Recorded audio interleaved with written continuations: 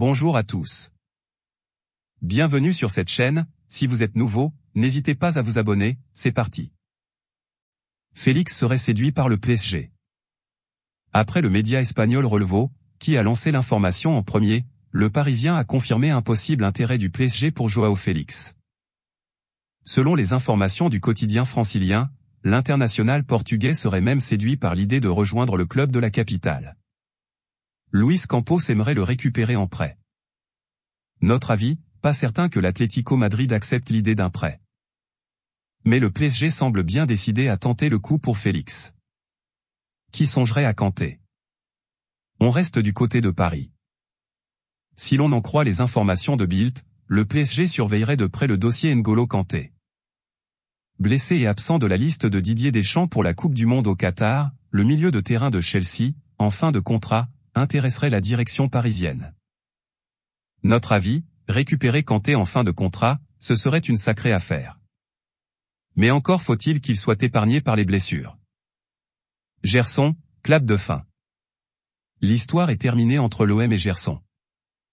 Selon les informations de l'équipe, Flamengo pourrait verser un total de 15 millions d'euros, bonus compris, pour recruter son ancien joueur, qui a salué tout le monde à la commanderie. Le quotidien précise que le club olympien paiera le salaire de Gerson jusqu'au 31 décembre 2022. Notre avis, un départ logique mais qui laissera des regrets. Galatasaray voudrait conserver Icardi. Auteur d'un doublé ce week-end face à Beşiktaş, Mauro Icardi semble se plaire du côté de Galatasaray, qui aimerait d'ailleurs le conserver. Galatasaray a fait du prêt d'Icardi un véritable succès, a confié le président du club turc dans des propos relayés par Culture PSG. Le PSG paie une très grande partie de son salaire. Son coût salarial pour Galatasaray est de 750 000 euros. Il s'est également adapté très rapidement à l'équipe. Je ne pense pas que son club voudrait le vendre. Il ne suffit pas que Galatasaray veuille le transférer. Il est un footballeur accompli. En fonction des conditions économiques de Galatasaray ce jour-là et de la demande en face, Galatasaray effectuera le transfert s'il y a harmonie entre les deux. Notre avis, Paris voudra certainement se séparer d'Icardi, mais à un bon prix. Et surtout, il est possible que le joueur souhaite revenir en Europe. Arteta réclame des renforts. Leader en Premier League mais battu et éliminé par Brighton, 1-3, en coupe, mercredi, Arsenal a essuyé la première déception de sa saison. De son côté, Mikel Arteta, lui, a réclamé des renforts en vue de janvier prochain, notamment pour avoir une profondeur de banc plus ample. J'ai dit dès le premier jour que nous avions une équipe assez courte, a notamment expliqué le technicien des Gunners. Notre avis, Arteta souhaite des renforts et le fait savoir. Pour gagner son duel avec Manchester City, il n'y aura pas d'autre choix. Dortmund confiant pour garder Bellingham. La fuite des talents, c'est le grand problème de Dortmund.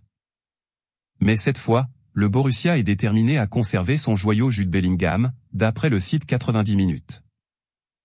Le milieu de terrain anglais crève l'écran cette saison, 229 duels gagnés en Bundesliga, alors que personne d'autre ne dépasse les 200, par exemple. La valeur marchande de Bellingham, 19 ans, est estimée à 100 millions d'euros par Transfermarkt.